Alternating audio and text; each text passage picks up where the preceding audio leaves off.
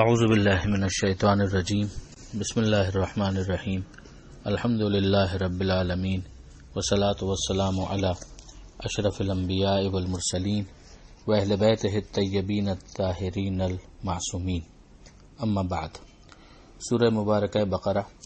آیت نمبر 275 سے 281، 275 سے 281۔ بسم اللہ الرحمن الرحیم۔ الذین یأکلون الربا لا یقومون الا کما یقوم الذی یتخبطه الشیطان من المس،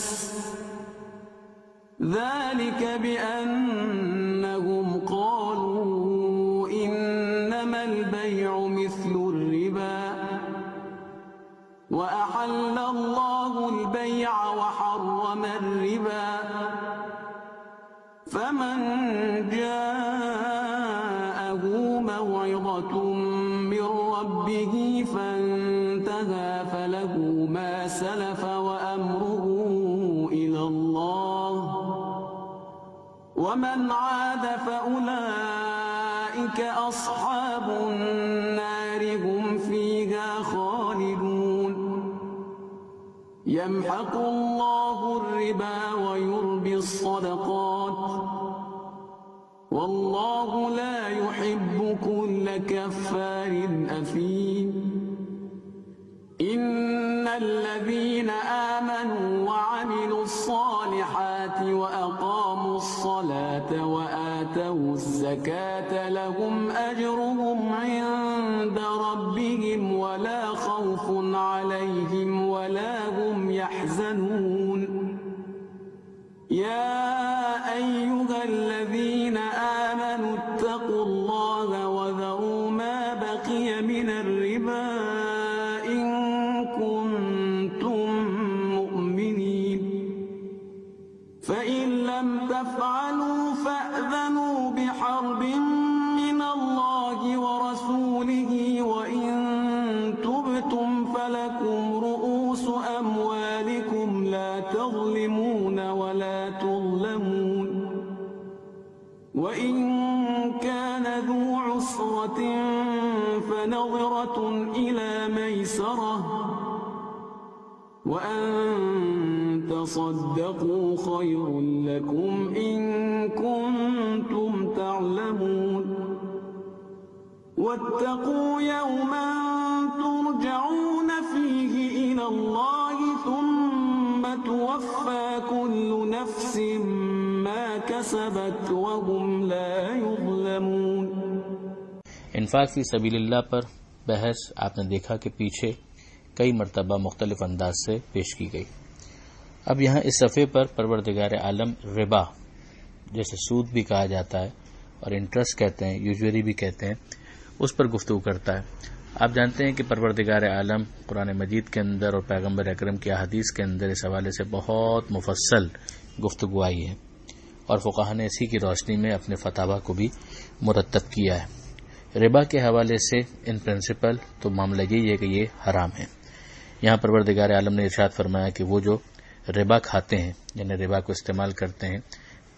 وہ اسی طرح سے ہیں کہ جیسے شیطان نے کسی کو چھو کر پاگل بنا دیا ہو اور باولا بنا دیا ہو۔ یہ یتخبطہ الشیطان من المس، یہ عربی کا ایک محاورہ بھی ہے کہ جو مجنون اور پاگل کے لیے استعمال ہوتا ہے، یعنی اس کا انداز، اس کی عادتیں، اس کا چال چلن، اس کے اندر ایک عجیب ایبرپٹ ایک معاملہ ہوتا ہے، ایک اسموتھ انداز اس کا نہیں ہوتا، آسیب زدہ ہوتا ہے، جیسے ایک مخبوط الحواس انسان ہو۔ اب یہ میدان قیامت میں ہوگا، قبر سے اٹھتے ہوئے ہوگا کہ وہاں پر ان کی کیفیت یہ ہوگی کہ جیسے ایک پاگل اور ایک مجنون ہے۔ مگر ظاہر ہے کہ ہم جانتے ہیں کہ میدان قیامت میں وہی آثار ظاہر ہو رہے ہوں گے کہ جن کو انسان نے اس دنیا کے اندر کیا ہوگا۔ تو اس دنیا کے اندر بھی ہم اگر سود خور افراد کا جو انداز دیکھتے ہیں تو بظاہر ان کا انداز ایسا ہی ہے کہ اجتماعی طور پر لگتا یہ ہے کہ جیسے ایک ایسا شخص ہو کہ جسے پاگل بنا دیا ہے اس کے اس خبط نے، کہ جس کے اندر وہ اسی خط کے اندر ملوث ہے اور مبتلا ہے کہ کسی طریقے سے زیادہ دولت حاصل کروں، چاہے اس کے اندر دوسروں کا استحصال ہو اور ایکسپلائٹیشن ہو۔ کیپٹلزم کی ظاہر ہے کہ بنیاد اسی پر ہے۔ تو بہت مذمت کا انداز یہاں پر ہے۔ پھر پروردگار عالم نے ان لوگوں کے قول کو نقل کیا کہ یہ لوگ کہتے ہیں کہ یہ جو بے ہے یعنی خرید و فروخت یہ بھی تو سود ہی کی طرح سے ہے، ان دونوں میں فرق کیا ہے؟ تو ایک بنیادی چیز جو یہاں پر بیان کی گئی وہ یہ کہ پروردگار نے خرید و فروخت کو حلال قرار دیا ہے اور ربا کو، سود کو حرام قرار دیا ہے۔ اب یہ انسان کے لیے غور و فکر کا موقع ہے کہ وہ اس کے اوپر مزید سوچے اور غور کرے کہ کیا وجوہات ہو سکتی ہیں۔ اس ذہن میں رکھیے گا کہ قرآن مجید میں مکی صورتوں میں صرف سورہ روم ہے کہ جس میں ایک اخلاقی نصیحت کے عنوان سے پروردگار عالم نے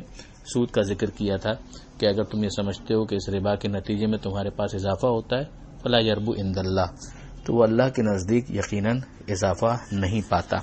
پھر اس کے بعد مدنی سوروں کے اندر سورہ بقرہ، سورہ آل عمران اور سورہ نساء کے اندر پروردگار عالم نے گفتگو فرمائی۔ تو یہاں پر بھی ہم دیکھ رہے ہیں کہ پروردگار عالم کیا انداز اختیار کیے ہوئے ہے، بہت سخت مذمت ہے۔ اب اس کے بعد خدا فرماتا ہے کہ اگر یہ نصیحت آنے کے بعد جو رب کی طرف سے آئی ہے اگر کوئی رک جائے تو اسی کے لیے ہے کہ جو پہلے معاملہ گزر چکا، یعنی اب جو پہلے ہو چکا مزہ اس کو ایکسیپٹ کر لیا جائے گا، یعنی کم سے کم اس کے اوپر مواخذہ نہیں کیا جائے گا، اور پھر معاملہ جو ہے وہ اللہ کے سپرد ہے کہ وہ معاف کرتا ہے اور کس طریقے سے۔ اگر ایک انسان توبہ کرتا ہے تو یقیناً خدا معاف کرے گا، مگر یہ معاملے کی سنگینی ہے جس کو اس ذریعے سے بھی سمجھایا گیا۔ اور اگر کوئی پلٹ آتا ہے واپس اسی کی طرف تو یہ جہنم والے ہیں اور اس میں ہمیشہ ہمیشہ رہیں گے۔ اب ظاہر ہے کہ پلٹ آنا اسی صورت میں ہوگا کہ جب ایک انسان جان بھی چکا ہے کہ ہاں یہ چیز خدا کی طرف سے ناپسندیدہ ہے، سود کی حرمت ہے، اور پھر بھی اگر وہ اس کو حلال سمجھ رہا ہے تو پھر یہ ایک طرح سے ضروریات دین کا انکار کرنا ہوگا، جو لیڈ کرتا ہے پیغمبر اکرم کی رسالت کے انکار پر، اور جو لیڈ کرتا ہے پروردگار عالم کے پیغام کے انکار پر، اور اس کے نتیجے میں ایک انسان کافر قرار پاتا ہے، اور یہ کفر جو ہے وہ اختیاری ہے، لہذا وہ آگ میں رہیں گے اور ہمیشہ ہمیشہ اس میں جلیں گے۔ پھر پروردگار عالم یہ ارشاد فرماتا ہے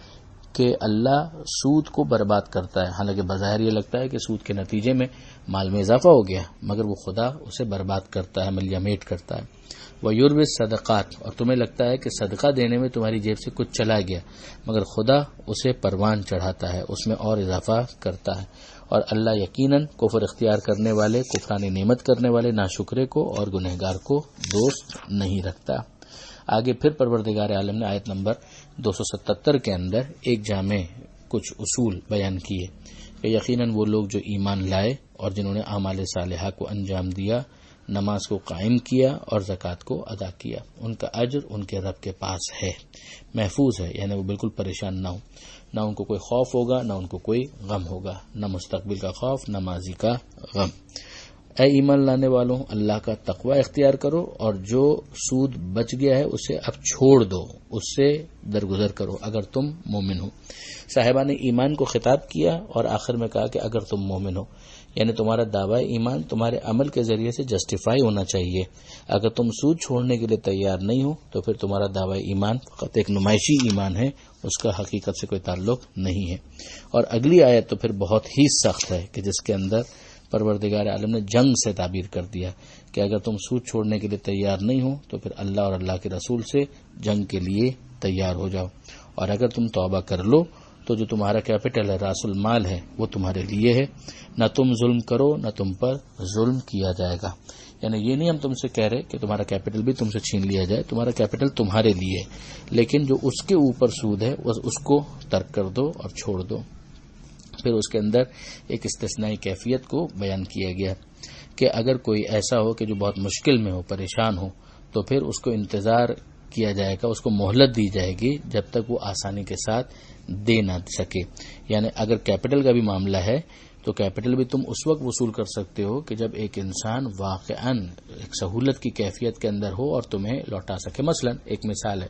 کہ اگر اس کو اپنے گھر سے بے گھر ہونا پڑے گا تمہارا قرض اتارنے کے لیے، تو تم کیپٹل کے وصول کرنے میں بھی اسے بے گھر نہیں کر سکتے، بہرحال تمہیں انتظار کرنا پڑے گا۔